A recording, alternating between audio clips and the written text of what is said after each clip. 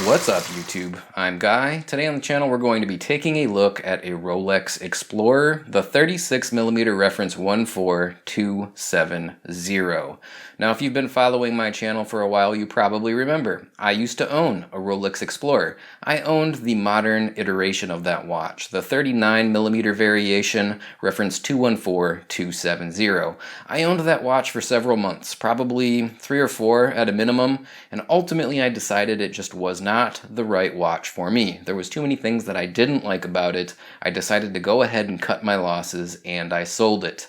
Ever since, I've always wanted to check out the 36mm version of that watch. I just never had the opportunity. I've been to any number of pre-owned watch stores and nobody has ever had one in stock.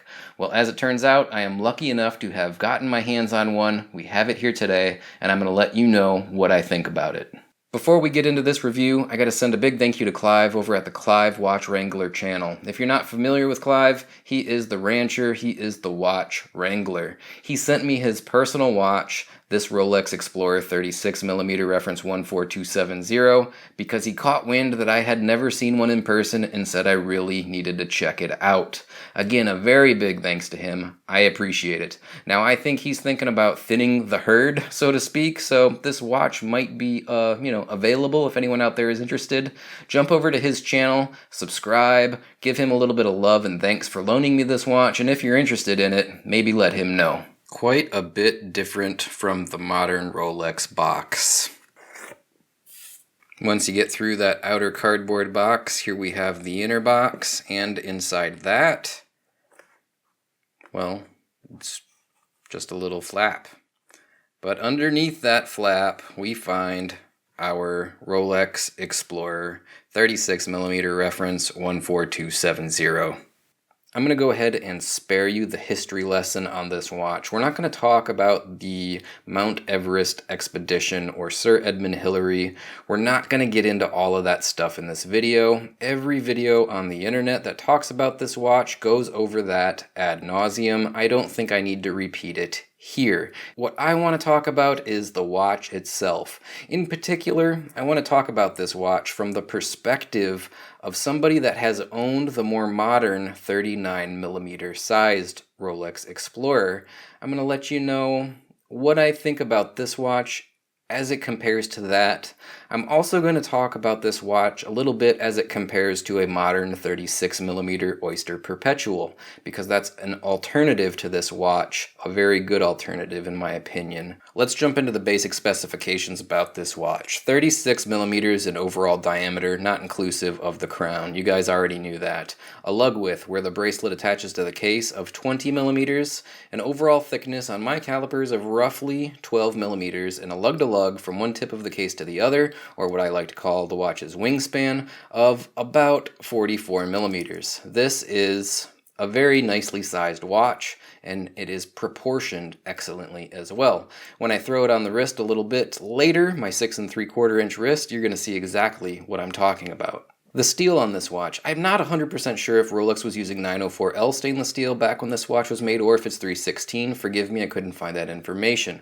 But it does use a sapphire crystal, of course. We have a glossy, lacquered black dial. It's a tritium dial. The lume on this dial and the handsets is a radioactive isotope called tritium.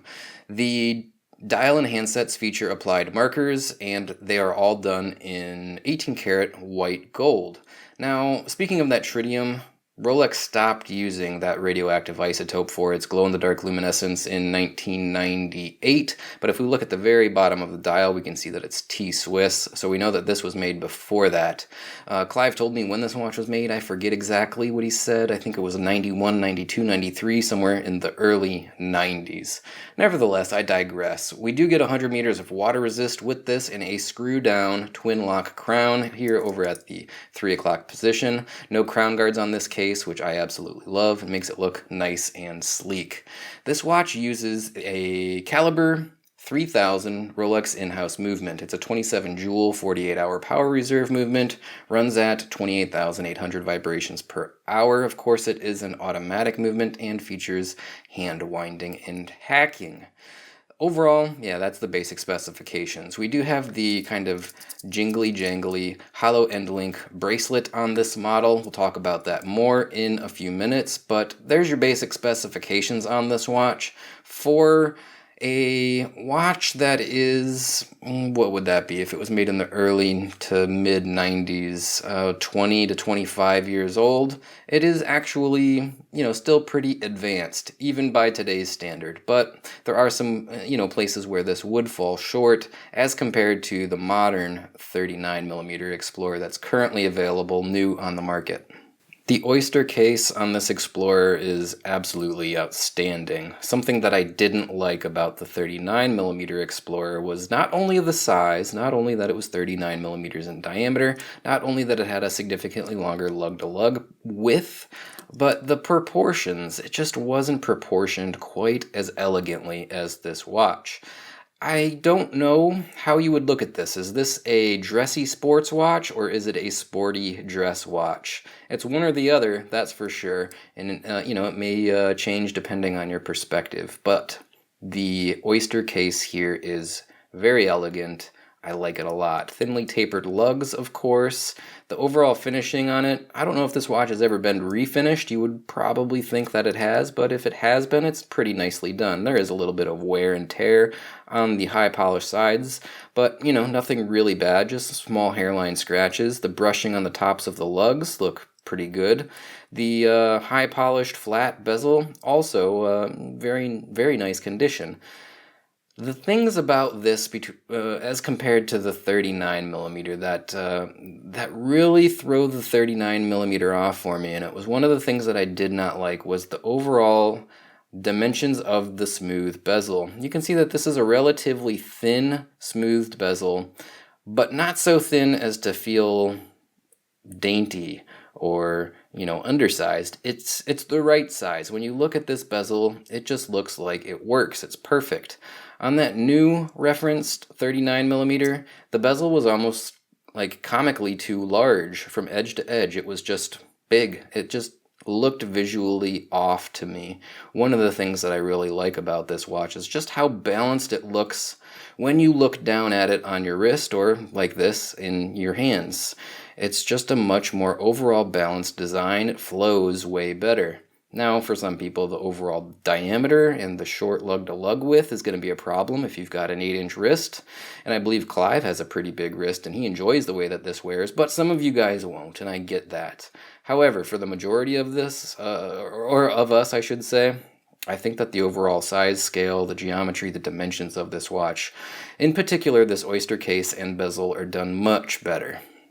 Nothing particularly special about the Rolex signed twin lock crown here on the side of the case. It's easy to use, it's easy to operate. Considering how small it is, I have no problems unscrewing it, hand winding the movement, or setting the time. Yeah, it works great. The threading feels excellent, even considering how old this watch is. I was impressed with that as well.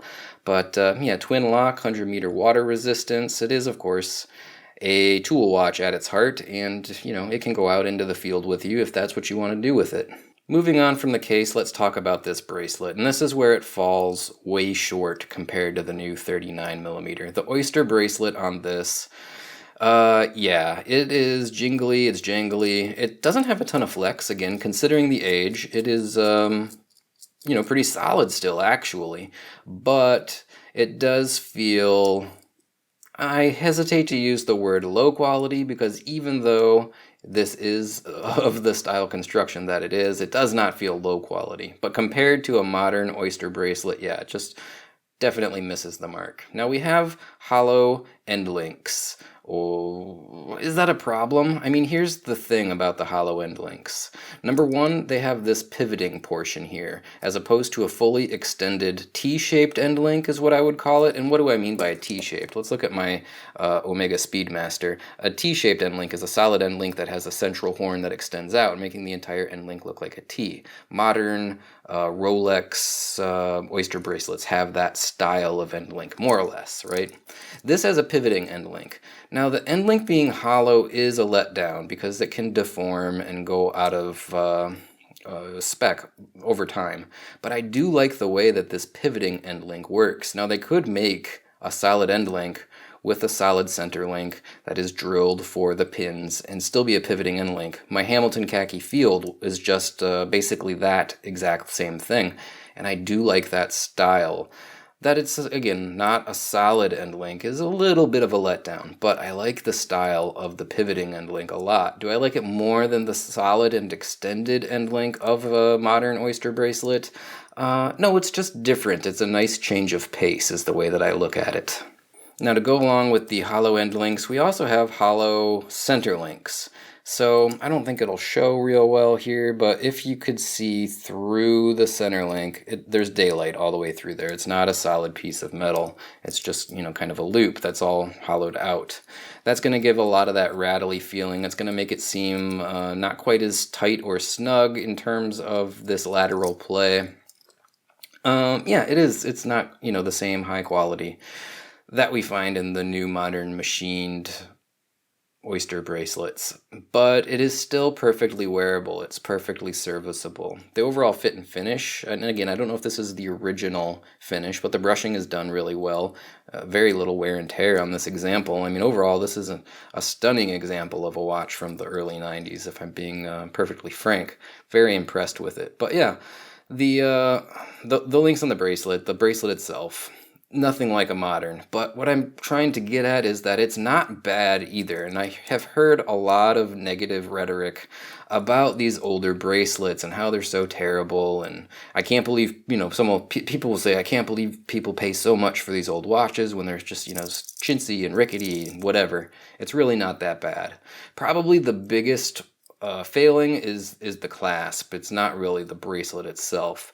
The clasp does have a fold-over safety latch, but the engagement on it is not particularly solid or reassuring.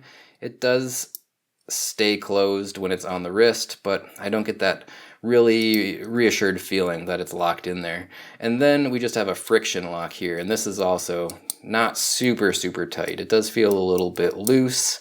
I wish that it was, you know, just a little bit more robust. Once we get past that, we have the swing arms. They're just that kind of stamped folded metal, nicely embossed with Rolex logo. And then, you know, the clasp itself, just, you know, that same thin stamped metal. It looks nice. The embossed coronet logo there is well done. Finishing again also, it's good. There is plenty of micro adjust as well, as you can see here, but what is going on with this? It's funny, actually.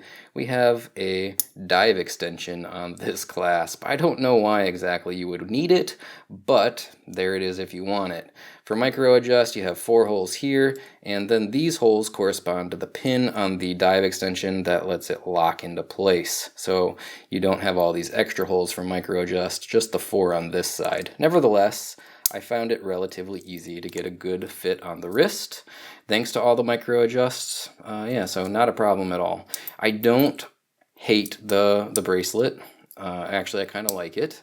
And I don't hate the clasp. It is mediocre, but perfectly wearable and serviceable. So kind of my first real extended experience with an older style Rolex bracelet and clasp like this. I spent a little bit of time with a pre-ceramic Submariner, but not days like I did with this one. So yeah, it was a cool learning experience, and yeah, overall, I could see owning a watch like this with this style bracelet and not really having much of a problem with it at all. Before we go into the dial, I want to talk about the movement. Caliber 3000 Rolex movement, 27 joule, 48-hour power reserve.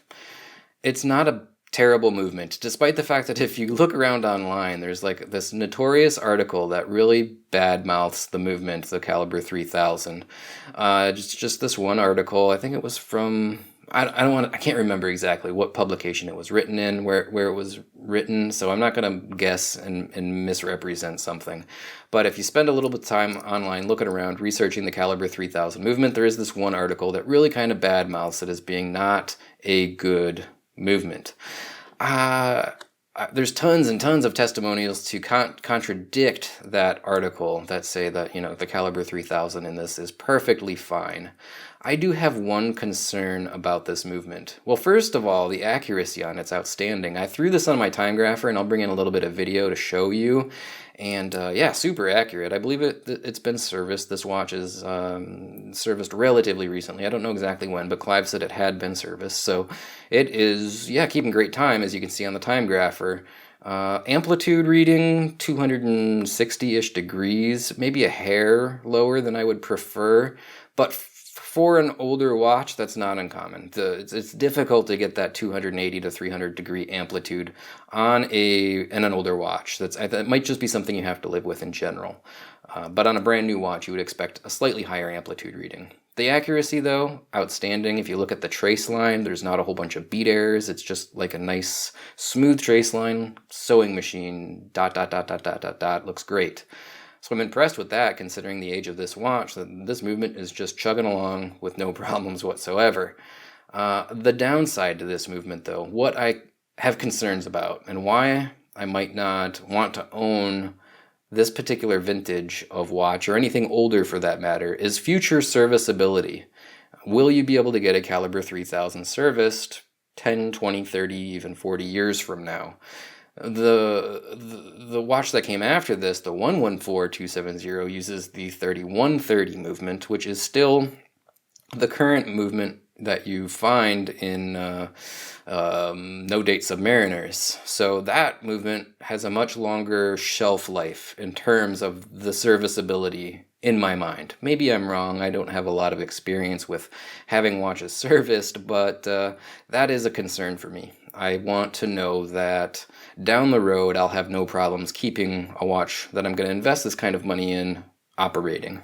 Let's drill in here a little bit closer and take a look at this dial. This is what I love about the Explorer, even the 39mm Explorer that I had. It's the reason why I bought it. It is this dial. 369 Arabic numerals with sticker baton markers and an inverted triangle at the 12 position. A very simple seconds track outboard of those markers, and then printed on the dial, the Rolex Explorer branding.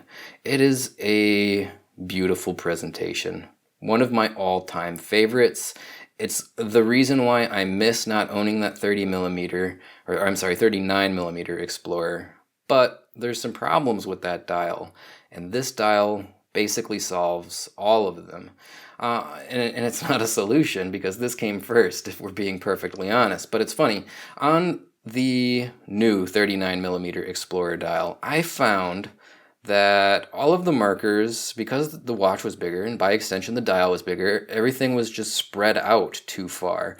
The spacing between all of the baton markers, the size of the Arabic fonts, everything was just pushed out further to the edges to make up for that larger presentation, and it just felt imbalanced. Similarly to how I described the bezel on that new 39mm, it just felt out of proportion or imbalanced. It was disappointing to glance down and look at it. Now, on this watch, everything is right where it belongs. The perfect amount of spacing between all of the markers. Everything just looks absolutely correct to my eyes. And keep in mind that by trade, I am somewhat of a designer. I build and design websites, logos, things like that. I like to think that I have an eye for these types of things. And absolutely, without a doubt, this watch dial is more balanced. There's one exception, though. If we come in here really close, we look at the branding, the Coronet logo, Rolex, Oyster Perpetual, and Explorer at the top, superlative chronometer officially certified at the bottom. The Explorer designation at the top. On the new watch, it's on the bottom, giving you 3 lines of text at the 6 o'clock side, 2 lines of text at the 12 o'clock side, if memory serves. That is preferable. The Explorer font or text at the 12 o'clock side with the Rolex Oyster Perpetual branding does look a little bit crowded. That's a problem for me. Not so much as to say like, hey, I can't wear this watch, I wouldn't want to own this watch, this is messed up. But if I'm going to nitpick something about the design of the dial, the overall layout and flow of this particular dial, that would be one thing. Another minor problem with this dial, the 3, 6, and 9 markers are not loomed. Now, this is good and bad. or, well, I guess it depends on how you look at it. It's sort of not good and bad, but it's irrelevant in some ways. It's irrelevant because with a tritium dial like this, I don't think any of them glow in the dark anymore. If they do, I can't see it. The tritium is basically burnt out at this point. So that there's no luminescence on the 3, 6, and 9, again, it's not good or bad. It's just totally irrelevant. Whereas on the modern Superluminova dial, the 3, 6, and 9 are lumed along with all of the baton markers. So if you had lume on this dial and the lume worked, it would look a little weird in the dark, whereas the newer ones with that cool ice blue chromolite lume on all of the markers on the dial does present better. Speaking of the dial, down there at the 6 o'clock side, we can see that T-Swiss T25 designation, letting us know that this is in fact a tritium dial. They went to Superluminova on all their dials in 1998, basically a couple of years before they released the 114270 version of this watch. So if you want tritium dials, if you got a 98 model made in 97 to 98, the tritium might still glow after 20 years. I'm not entirely sure that tritium even lasts that long, though. Sapphire crystal on this, by the way. I can't remember if I mentioned that. If I didn't, yeah, it's got glare, like all Rolex crystals. It's one of my dislikes about Rolex watches in general. The crystal tends to just have a lot of glare and has a hazy sort of look depending on lighting conditions, as you can see there. Still legible enough, but it just doesn't look nice and clear in all lighting conditions. Something I always complain about on Rolex. This watch is absolutely no exception. I do wish that they would implement a AR coating on their crystals. That would be outstanding. The crystal on this watch does stand pretty proud of the bezel. Get my finger behind there to give it a little bit more contrast. You can see how much taller than the bezel the crystal stands. Is that a good thing or a bad thing? I'm not sure if it's easier to replace a crystal or a bezel, and what I mean by that is if you knock the face of this watch, what would you rather, chip the crystal or scratch or damage the bezel? I don't know what would be preferable. It would seem to me that Rolex thinks it would be preferable to replace the crystal because it's so much taller. That has to be one of their reasonings for having tall crystals like this on their watches. That's just my guess, though. I guess I'm, not exactly informed on their decision-making processes. An alternative to this watch would be the modern 36mm Oyster Perpetual. I actually, and unfortunately, didn't take a picture. I brought this watch over to the AD and set it side by side with a 36mm Oyster Perpetual, just to get an idea of how much different the Oyster case on these watches, how much more different they are, I guess is the way I want to describe that. I'll bring in some video of the Oyster Perpetual that I reviewed before, so you can kind of see back and forth between these two watches.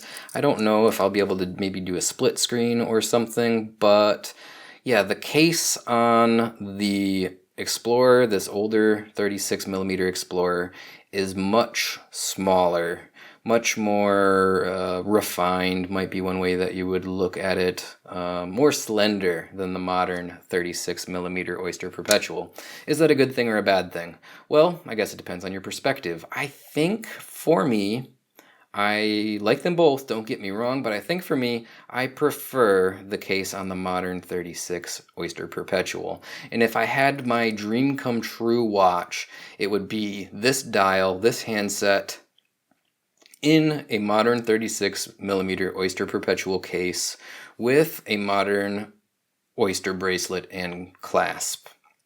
That would be my go-to dream watch. I wish they would make that as opposed to the 39mm that they currently make. People are going to say, oh, you can get the blue dial 36mm Oyster Perpetual with the 369 indices, and that's true. But number one, it's a blue dial, and I like black dials. Black dials matter, hashtag. Number two, it uses the stick or baton style handset, and I think an Explorer needs to have a Mercedes handset.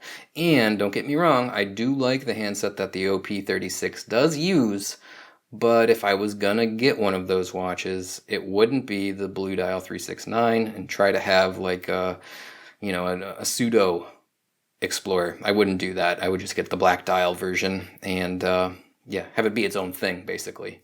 But hopefully someday they decide to scale back the modern watch or have both. You know, I don't know, like they have multiple sized Datejust, why not multiple sized Explorers? I think that would be perfectly acceptable.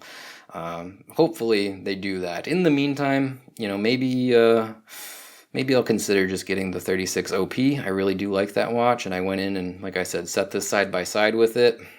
The OP36, the modern watch, does have a lot of things going for it, but not the classic styling of this Explorer. So it's also coming up short in a number of ways too. It's a tough one. It's not a decision that I will probably have to make today or tomorrow. I'm not in the market to buy another watch for quite a while, I don't think, but something to think about, something to ponder for sure. So the last thing to do before we jump back to the studio view with my final thoughts is throw this watch on the wrist and let you see what it looks like. Here's a quick side-by-side if you want some scale. 42 millimeter Omega Speedmaster Moonwatch Professional, 36 millimeter Explorer side-by-side there to give you a little bit of perspective on scale if you're curious. The Moonwatch is big, for sure. The Explorer 36 is kind of small. They're very different. But even, you know, at a glance here like this, it's not like, you know, it's not night and day. It's not like I have a 63 millimeter Invicta and a 28 millimeter ladies watch. It's not that big of a difference. Is there a more perfect watch than a 36 millimeter Rolex? I'm not really sure. I do love my Submariner, don't get me wrong. But for a casual, do everything and anything daily watch, this might just be it. And if not this one, perhaps a 36 millimeter Datejust or OP. Any one of them would be outstanding. Now I'm sure there's going to be some clever Dans down in the comments saying that this is a lady's watch, or I should have had a lady do the wrist modeling or something to that effect. That's, you know, a bunch of nonsense. This is an amazingly perfectly sized and proportioned watch. In my opinion, 36 millimeter by lug to lug of 44 with a 20 millimeter bracelet is just about exactly where I want to be. I'm, you know, happy to go up to a 38 millimeter like my Hamiltons, or even a 40 like the Submariner when it's a kind of robust tool watch like a diver or a chronograph. But when we get into these just three-hand, time-only kind of watches like this, it needs to be smaller for me. People like 40 millimeter watches that are just time-only kind of field watches, or even 42. That's just craziness for me. I mean, my wrist is 6 3/4 inches roughly. When I was fatter, it was probably closer to 7 inches, and even then, I didn't prefer 42 millimeter, you know, simple, casual, understated kind of watches like this that were just time-only watches. For a pilot's watch, maybe. For divers and chronographs, sure, they can be bigger. But my Hamiltons, I had some Seiko field watches, you know, stuff like that. It's got to be a little bit more refined and undersized, in my opinion. So yeah, these watches from Rolex, these 36s, they are pretty much, you know, the cat's meow. If you're approaching 7.5 and 8-inch wrists, okay, go up to the 39, go up to the Datejust 41. I think that would be appropriate for you. But, you know, under 7.25 and down, for sure, this is where you should be. All right, guys, I hope you enjoyed that review of the Rolex Explorer 36 millimeter reference 14270. So what did I think about this watch? Well, let's start with comparing it to my experience with my 39 millimeter 214270.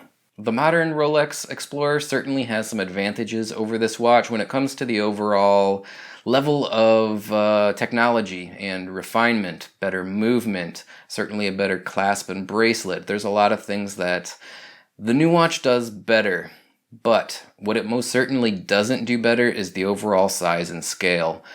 The fit on the wrist, at least for me, and my 6 3/4 inch wrist, is very, very pleasant when it comes to wearing the 36 millimeter 14270. It blows me away how much I really like the size and scale of this watch. But I'm going to be honest, I knew that I was going to like it a lot because I have a little bit of experience with the 36 millimeter Oyster Perpetual. And they're kind of similar. We talked about that in the tabletop. The new Oyster Perpetual, yeah, it's a little bit more chunky, a little bit more bulky. I think in a good way, if I'm being honest. But I knew I was going to like this watch too, going into it. Yeah, do I miss my 39 millimeter Rolex Explorer? In some ways I do, but there were so many things wrong with it that I don't really think I would ever go back to it. Would I purchase this watch as an alternative to the 39mm? Well, let's talk about that a little bit. So would I buy this watch? Well, I have some phobias when it comes to buying pre-owned and vintage watches, and I definitely need to get over those before I even start considering buying something like this. I'm always worried that somebody's just trying to offload a problem that they don't want to deal with, and at the price point that these watches go for, I don't know if I could stomach that if it happened to me. Now in this case, I know the person this watch is coming from, he has a service history, I wouldn't have to worry about that too much. But in general, if I was going to buy a watch that was 10, 15, 20 years old, it makes me really, really nervous. That said, there are some things about this particular version of the watch that I don't love. So this is the 14270. There also exists a newer version, the 114270. And if I was going to get a 36mm Explorer, I would try to get the newer version, the 114270. They're both 36mm. Overall, visually, almost the same. Really the only difference is that the newer one has a newer movement. Instead of using the caliber 3000, it uses the 3130. There's also a small difference in the bracelets, in particular the end links. The newer one has solid end links versus the hollow end links on that older version that we reviewed here today. But ultimately, what is important to me is that newer 3130 movement. In terms of long-term serviceability, I have to assume that I would have an easier time getting the newer 3130 movement serviced than I would the older caliber 3000. So 5, 10, 15, 20, even 30 years down the road, I want to know that I can take this watch somewhere and have it looked after as needed. That being said, if I ever decide to buy one of these watches, I'm certainly going to go for that. I'm going to go for the 114270. I'm not entirely sure if I'm going to because, again, I have some phobias about buying pre-owned vintage watches, and yeah, I would need to get over that first. Ultimately, I would guess that the best option for me is to sit and wait to see if Rolex decides to create an updated version of their modern Rolex Explorer and scale down the size of that watch a little bit. I think that it might happen eventually, but I have a feeling it's going to take a long time, probably not in the next year or two, but maybe 5 or even 10 years down the road. The overall trend of bigger and bigger watches, I think, is going to come to an end. They may scale that watch back. Alternatively, I can just get the Oyster Perpetual 36mm. I really do like that watch, and I think that it would work for me perfectly fine and be a completely acceptable alternative to this watch. Alright guys, thanks for tuning in. Number one, if you're not already subscribed to the Clyve Watch-Wrangler channel, go over there and get that done right now. Send him some thanks for loaning me this watch. I know I appreciate it. Let him know that you guys appreciate it too. Also, if you'd like to help support this channel and me, there's a number of ways you can do that down in the description of this video, and every video that I do is links to my social media accounts. Follow me on Facebook, Twitter, or Instagram. Follow me on all three for that matter. I would really appreciate it. Number two, there's a link to my Patreon. Big thanks to the guys that have been supporting me there, but I could always use a little bit more help. If you'd like to give me a small monthly contribution, head to my Patreon page and sign up for that. Number three, Amazon. If you shop on Amazon and you like something that I've reviewed, if you're thinking of buying it, click on my Amazon affiliate link first. It'll take you to Amazon through my affiliate account, and anything that you buy during that shopping trip will afford me a small commission. Those commissions do add up, and a big thanks to the guys that have been using that Amazon affiliate link. I really do appreciate it. Alright, until the next one, I'm going to say bye now.